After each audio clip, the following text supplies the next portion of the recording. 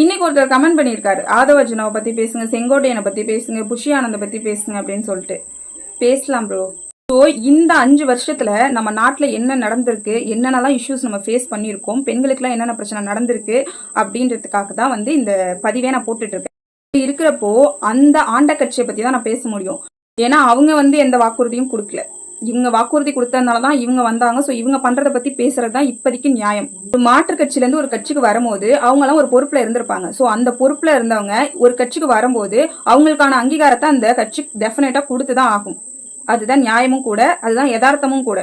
ஒரு இடத்துல தலைமை அப்படின்றது ரொம்ப ஸ்ட்ரிக்டா, ரொம்ப கரெக்டா, ரொம்ப நீட்டா இருக்கு அப்படின்ற பட்சத்துல அவங்களுக்கு கீழே இருக்கிறவங்க தப்பு செய்ய யோசிப்பாங்க, தப்பு செய்ய மாட்டாங்க.